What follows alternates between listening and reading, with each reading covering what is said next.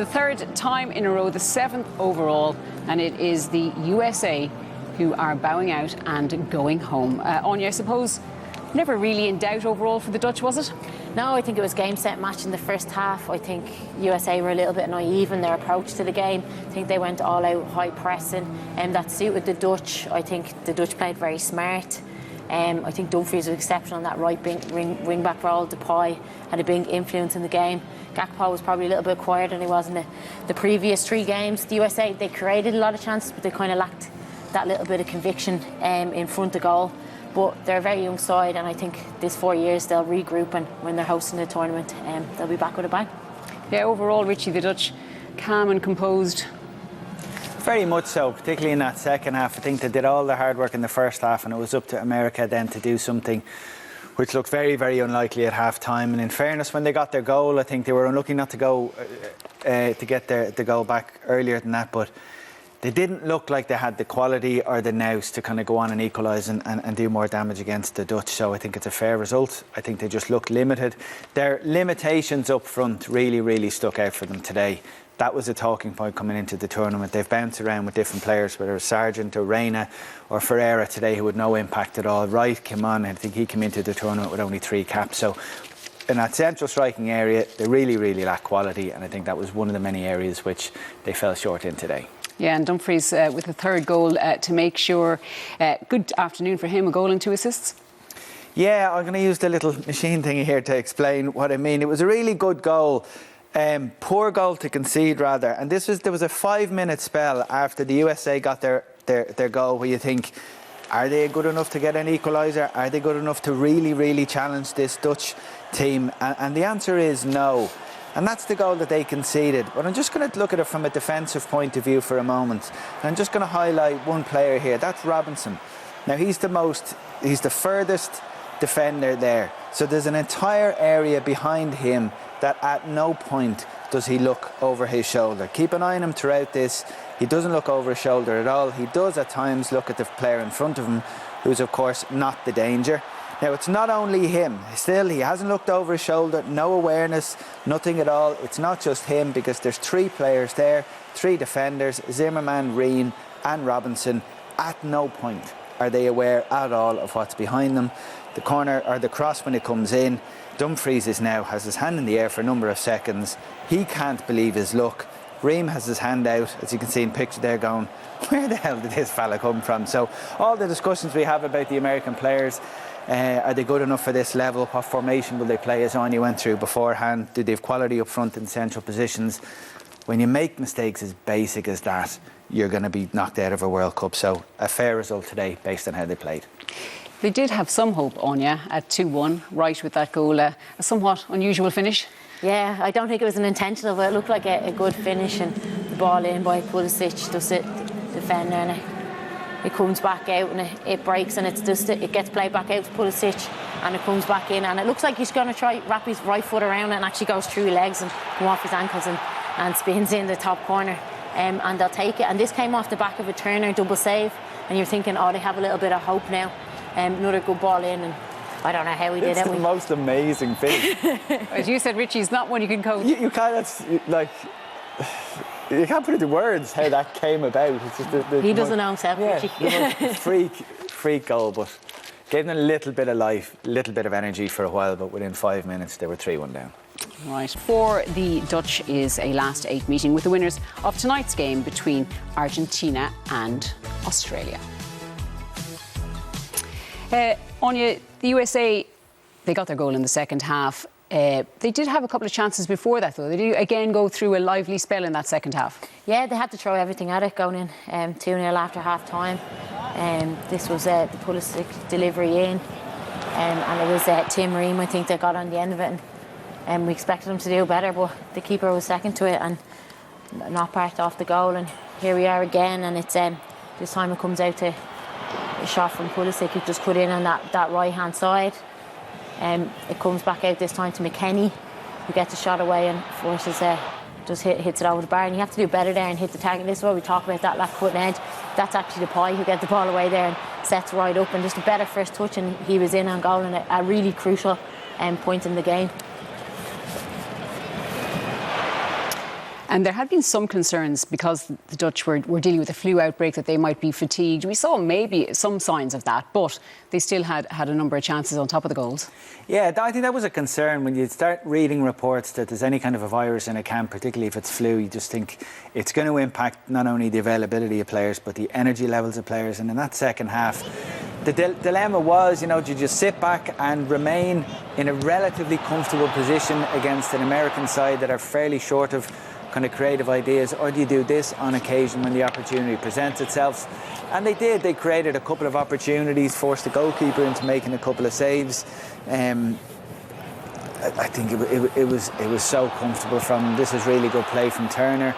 There was no question that it was offside. We've seen the replay here a couple of times. The shot is well struck, first of all, and you'd expect Turner to make a save, and when he does really, really well, he gets on his feet and hangs on to it. But commanding performance by the Dutch. Showed the poor defending by the Americans that conceded the third goal, but exempling more of kind of static defensive play there from them. So they just weren't good enough, and I think they might go off the pitch there with the heads down, thinking they didn't play at their best, and it wasn't the best performance they've given of the four that they've played, but they were beaten by a team that can play at a level that they just can't. We saw Van Gaal there at the end, Anya. I'm sure he'll be easily shrugging off the criticism from back home now that they're a boring side. Yeah, I think he's so arrogant he doesn't care what the media say, to be honest. He just or maybe just confident. He just sticks to his process, and he trusts in his players, and he doesn't block out the outside. And you can see himself and Virgil van Dijk there just celebrating the moment. And look, they were tactically very astute today and executed their game plan brilliantly, and obviously have pace to burn up front in Depay and Gakpo, and even the substitutions that came on and made a big impact. And you had players like Virgil van Dijk and Nathan Ake at the back, who I thought were remarkable at absorbing the pressure. Everything they had to do, they seemed to do well. They seemed to know what they were doing. That first half performance, they looked so comfortable without the ball. They looked so solid. They were protecting the keeper behind them. I think bar a couple of opportunities, America couldn't open them up at all. And then in the second half, they did that lovely balance between hanging on to a 2-0 lead but looking dangerous in attack as well. So deserved win. Disappointment for the USA camp, but it has been a decent World Cup from them. I mean, he's talking there about progress.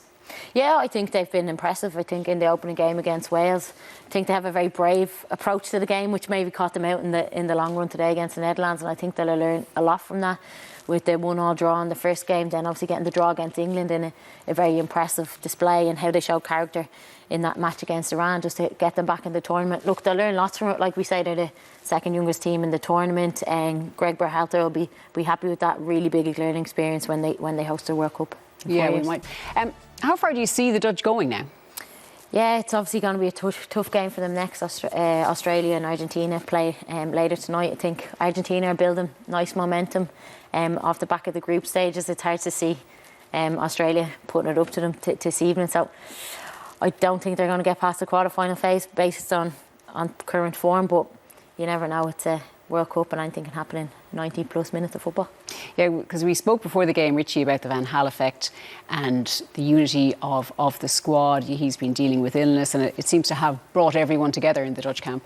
Well, there does seem to be a camp that's very together, and we're just assuming that Van Gaal's personal situation has been a kind of a galvanising, unifying impact. And you see the pictures there. Now, I know lots of players and the coach always look quite happy, and everyone gets on after a win when they're leaving the pitch, but they do seem like a very harmonious group, and I think that performance today, that was probably the best one that they've given so far, so it's perfectly timed. And I think the return to fullish fitness of Depay as well is a key thing. He came into the tournament, he's a big player for them obviously, but he came in carrying an injury. They knew he couldn't start the game early on. He started, and I think he did better today than the last one. So it's starting to come in nicely now for them. The big question, though, is can they beat the winners of this evening's game, which looks like it's going to be Argentina? That's an entirely different test than anything the USA put up to them today.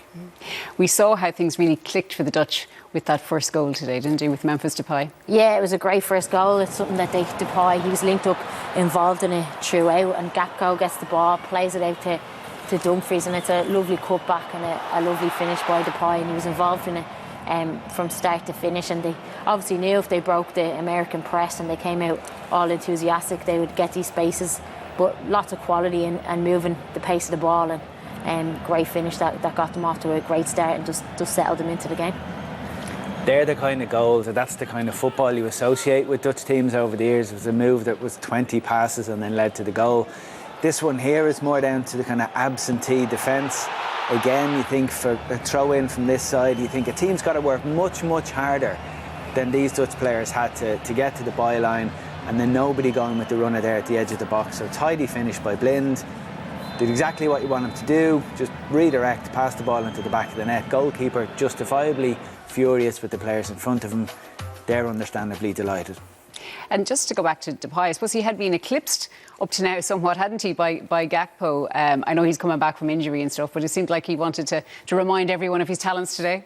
Yeah, and he's a handful for any defence, I think. And Gakpo obviously started the tournament, had their 3 goals in the 3 games, and Depay, he only started the last game. So, like Richie said, he's only come back from injury, and perfect timing for Louis van Gaal, isn't it? That he looks hungry and wants to be successful and wants to be in the limelight, and he was on fire today. He can play a big role, because as much as we're trying to compare this Dutch team to previous teams or trying to wonder whether the boring tag is fair or not, they're relatively limited without somebody like Depay in top form up front. So if they're going to go far, if they're going to overcome Argentina, I think they're going to need real moments of quality up front, and he's one of the players that they can rely on for that. What about the team that's going home today, and the USA? Looking to their future, obviously they're co-hosts the next time. They qualified for this tournament behind Mexico and Canada, but they outlasted them at the tournament. They obviously will host a lot of the games for the next one in 2026, and they will qualify. All the 3 host countries qualify. So, you know, it's a positive future for them. Like, if you go back to the day that the coach was appointed and the decisions he made, he kind of let go of a lot of the senior players, and they looked at this as a phase where he was going to transition the squad from the players that they were reliant on to bringing in a load of younger, really talented players that they could develop. And if you'd have told them then that journey would take them to the knockout stages of a World Cup, they'd go further than the likes of Mexico and Canada, who qualified ahead of them, I think they would have to say that that's a resounding success.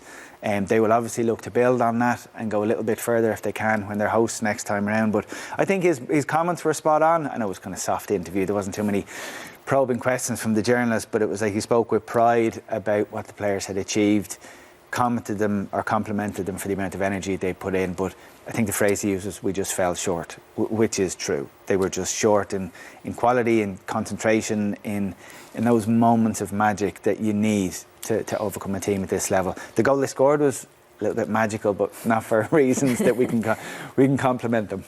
And they have had good support, which is good going forward, as well as they prepare to host again after 1994. So, you know, because they do need to grow the game there, obviously. Yeah, massively. And the USA fans will be out in force, and what an occasion it will be from them. And just going back to the team, like, you've Musa in midfield, 19 years of age, Tyler Adams, 23, captain, Pulisic, who's only 24 years of age. So 4 years to them is going to be massive, and hopefully someone to have a star of the show like Depay today for the Netherlands, and they'll be successful. And I think it was important for the reputation of the men's game in that country. So many of the players in the build-up to this tournament and throughout this tournament, and particularly in the last few days ahead of today, were asked, you know, what will winning this next game do for the reputation of these players among the public? Because they're always fighting for a little bit of credibility. The women's team for years have established themselves as world leaders. They associate women's football with winning and with elite level, and the men's team are way behind in that regard. So they were kind of playing for credibility and playing for support and playing for respect. And I think they got a load of those things today. They just didn't have enough to win the game. Yeah, USA wrapping up their tournament today. Now, just to bring you some sad news from Brazil this afternoon, it's reported that Pele has been moved to end-of-life care. He's at the Albert Einstein Hospital in Sao Paulo. The 82-year-old, of course, 3-time World Cup winner, 77 goals for Brazil in 92 appearances. We saw a big banner, actually, last night wishing him well at the stadium. So, obviously, sad times, not just for Brazilian fans, but for everyone around the world. Yeah, it's sad times. He is one person that every single person in football has an opinion about, who knows about him, and just thinks fond things about. So we'll assume, I hope his family are surrounding him now, but it's sad news.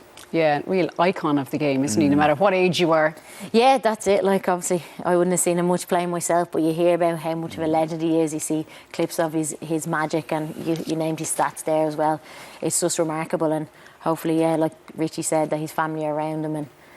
And look, it's just a sad day for football, and it'll be tough on Brazil, and maybe that will give them a little bit of motivation to go on and do a special thing in this tournament too. Yeah, maybe it will. Like we say, he's receiving end-of-life care currently in Sao Paulo.